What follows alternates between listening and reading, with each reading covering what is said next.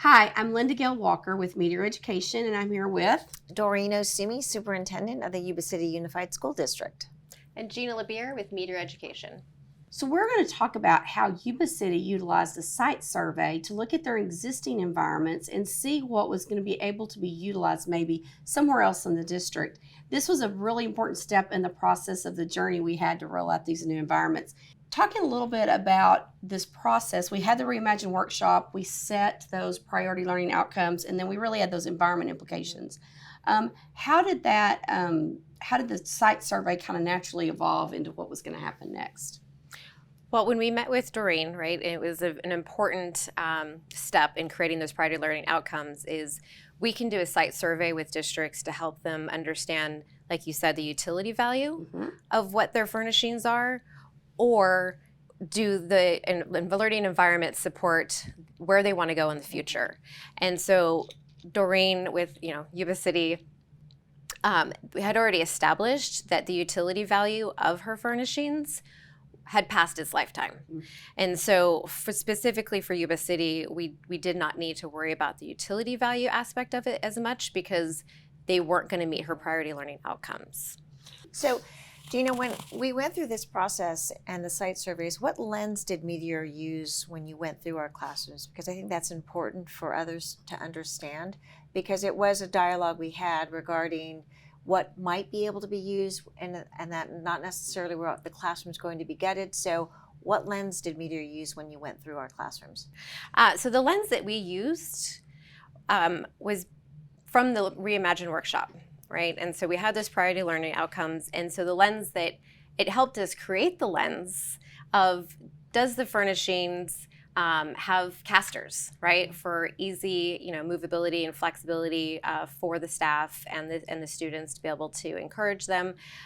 Is there dynamic and flexible seating for the students? Some of the examples that we saw inside the classrooms were combo desks, and that's where the actual desk is attached to the chair. That's not a flexible and dynamic seating. And it also hinders collaboration. We also looked at, is there multiple height surfaces for the students to give them choice? Do they want to sit at a taller, bistro table like we all are today? Or do they want to raise this table and do they want to stand for a little bit? Or do they want to sit in a rocking chair? So that's the lens that we used when we walked through the classrooms at Yuba City.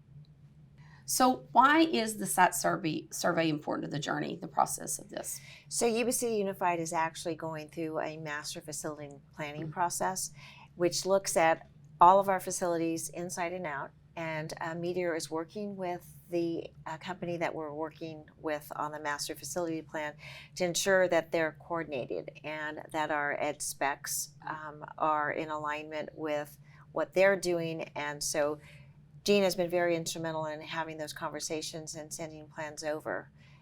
But I know, Gina, in terms from your perspective, the working relationship you have with our company doing our master facility plan, I think would be something that I think as a superintendent would be interested in knowing about. Yeah, it's really a partnership and collaboration amongst all parties, because the end user for all of us is the student, right? How do we make the student feel more comfortable and inviting and get them to school every day, right? We want them in the classroom every single day. And so one of the things that has been helpful is that partnership where we've sent over all of the designs and the intent, right? The instructional intent to the partner that's helping you with that 5-year facility master plan, so that when they're looking at the building envelope, they can start designing based around what you and the district and the board have already agreed upon. And that's going to be instrumental as you guys start building out those plans and the new construction of making sure that those classrooms are meeting those needs. And the site survey really helps provide a level of transparency to the district, to the staff, and to community of where we're at in this journey. So Gina, I think one of the other things the audience might want to know about is just the logistics of the site survey, because it's not just, there was some coordination with our staff and your staff to pull this off, because you went through every single school, every single classroom. So how did that all work? So it definitely takes an army. Meteor Education has developed a very efficient plan to be able to come in and assess all of the school sites for the districts. And so we actually have built a program that we can go in, and when we list what the priorities for the district are, we meet with our internal team to help them understand what they're looking at, the lens that they're looking at, and it's a recorded process. And then we're able to tabulate all of that data to then present a report that is presentable to the district for them to be able to keep and actually look back upon, right? And so as we finish the Reimagine project with Yuba City, we'll go back and we'll reassess, and you'll be able to see the before and after to be able to share with your community. And I think like a key piece to me about that from a superintendent's angle is the transparency thing you mentioned, because I know we all get accused of like, I love this campus, you like this campus, and they get more things, or where the area is. And I think the neat thing to me about the site survey is it's a really like, just no dog in the fight look. It's like, okay, this is what this is. And then did that help you when you brought that forward? It did, because it's very objective. There was no personal opinions in this. It was very systematic. It was very thorough, and again, it was data driven. It wasn't anyone's personal opinion weighing in, and so I think that was very helpful, and will be helpful in the future in terms of we have to be able to speak to what we do in our schools and to our community, so they need to understand why we're doing what we're doing. They see the effects in terms of what's in the classroom for their children, but they need to understand the real why, what we did and how we did it, and that Meteor didn't just come in and sell us a bunch of furniture. It was very thoughtful and it was very systematic. So when you look at the site survey and you look at all the different things across the area, I do think that's an important key piece to be able to talk about what is needed to be done. And luckily, you were so brilliant in your use of YESER funds, you were able to know that you're going to be able to do the whole district. But if a district was coming in and looking and not going to be able to do everything at once, for some example, because we're kind of halfway through, what does that survey kind of help with the district if they're having to make some of those decisions? Yeah, so we can break down their survey based off of the functional area of the site. So we can have, just administration, we can have the learning commons, we can have the dining commons, we can have the classrooms. And so we can prepare a budget based off of the survey to be able to help the district be planned and programmatic. Nothing can ever happen unless there's a plan.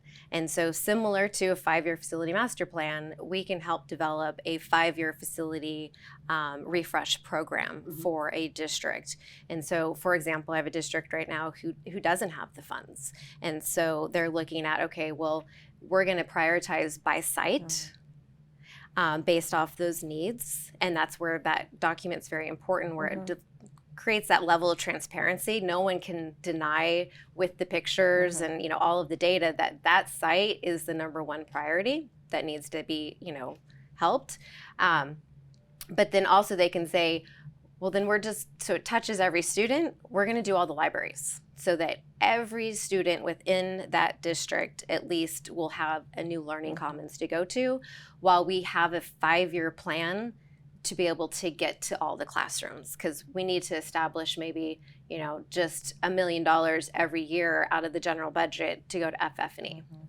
Well, and going back to the ESSER funds, when we look at what it says about the renewing the environment, one of the things we talked earlier was about being able to make outdoor spaces. But how do you feel like that site survey was able to really help you see the importance of being able to use those ESSER funds in that way? Because I know that there's some new things that you have, like the ability to split apart and stuff. Well, I think that was the key, was when you look at the ESSER guidelines regarding allowable expenditures, you do have to make sure you're in alignment. And the use of the funds in terms of the flexibility of the furniture to mitigate any type of spread of the virus, it was on the heels of COVID, was key.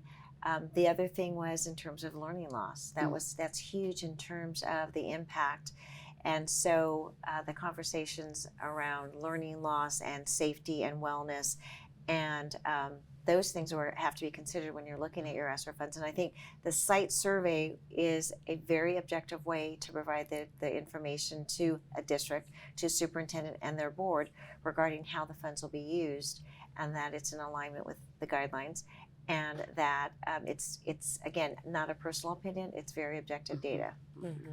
So when you think about that, looking at it from a district lens, were you surprised were you surprised when you found the results of the site survey? Was it surprising at all about the level or quality of the furniture, or were you pretty aware?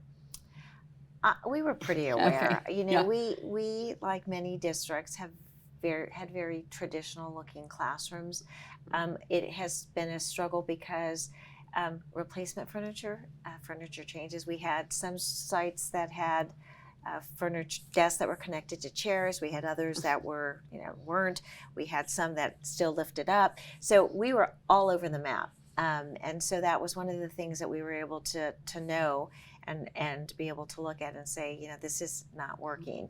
And to be able to, when you do replace furniture, know what you're replacing, and that every grade level will get the same furniture replacement. But we were often looking because certain teachers wanted certain types of furniture. You can't get that furniture any longer. It doesn't exist.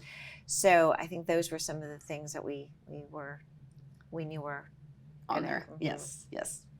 Yeah, because I walked almost every classroom within the district. You did. It was a nice surprise to see how many teachers went out and purchased their own. Because they wanted to be able to give their students some flexible and dynamic seating, because we know what the students are different today, right? They behave different, they act different, their needs are different, and especially coming out of COVID, where they got to sit at home for 2 years and lay on their bed or sit on the couch, or they're coming back to the classroom and they're demanding to have some more comfortable places to learn. Right.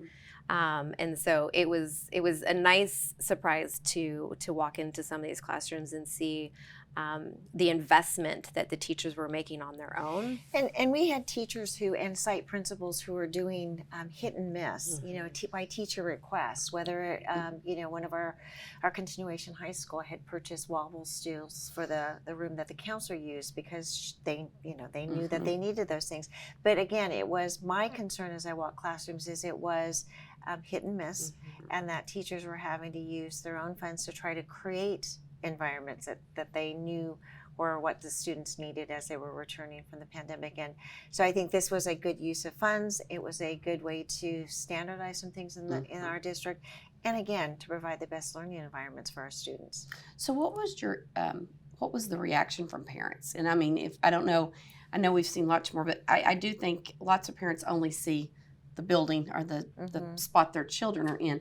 What was your reaction once you started this process? And so we started with pilot teachers, and so it was at a time when sometimes there's back to school nights, and so parents were really excited because the students got to bring their parents in and explain why the furniture was the furniture, why there's different heights, why there are rocking chairs, why there are bean bags.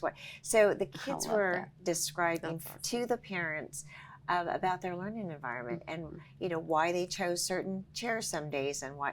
So I think that was the excitement that I heard about, and the community has been very interested in our wellness centers.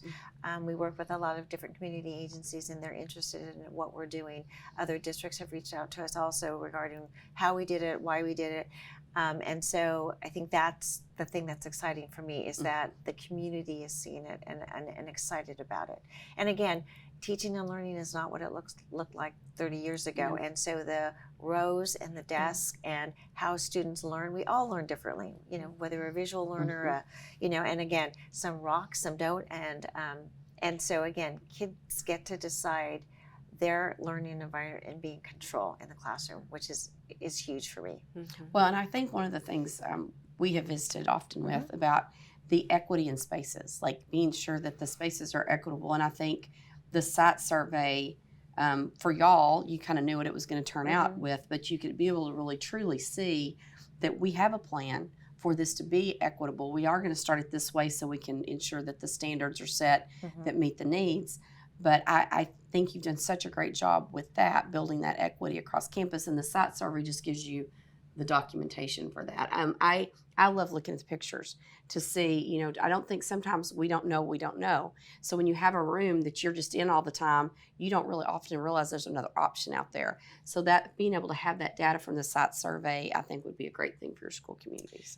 So one of the things I think is so great about the way that Yuba City kind of went through this journey and this process is starting with the Reimagine, you really were able to already have your environment implications and look at that survey lens, which I think Gina would think that helped too.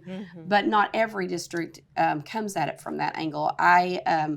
Sometimes I see the site survey happen and then we move in toward reimagining those spaces. Is that your experience as well, Gina?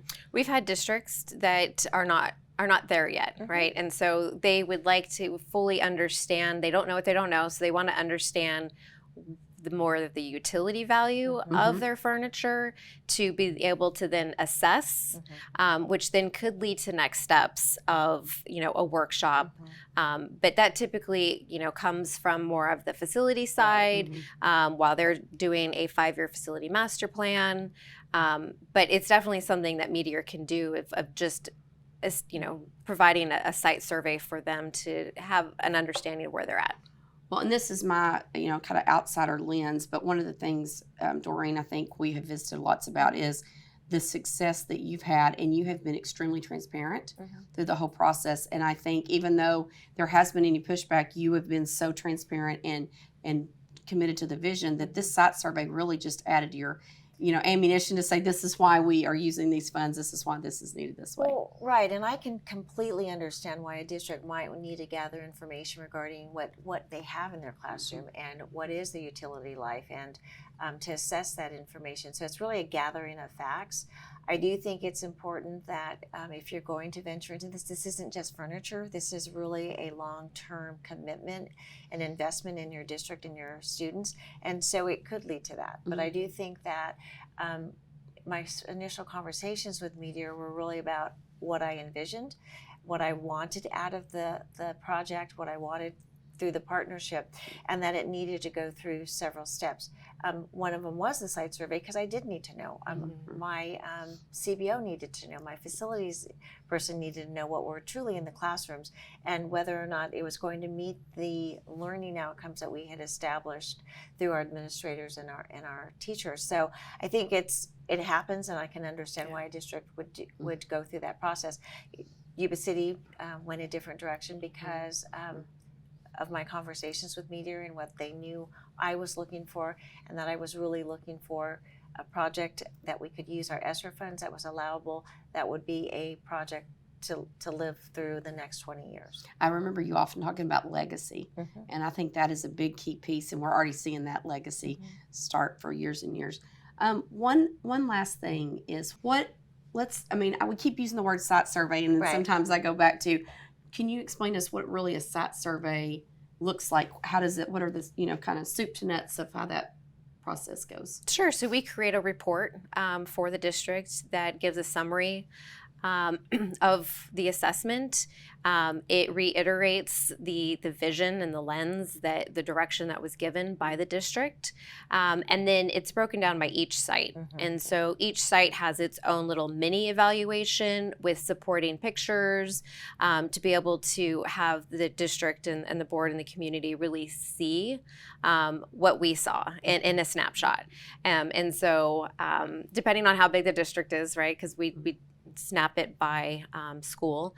And then at the end, if the district wants, we can propose a budget based off of a tool that we've created in the 30 years of experience that we have of being able to help the district establish what they would need to plan for. So when a district wants to do a site survey, what's the best time of year? Or what is the time frame? Typically it's done over summer when students are not there. It depends on the size. I think for Yuba City, we had a team of about 15 people to be able to walk every campus, and there are 14 14 campuses at Yuba City. Mhm. So yeah, it took about a team of 15, and it was a week. If you are interested in a site survey or any of this information from today's episode, please contact us at meteoreducation.com. Thank you.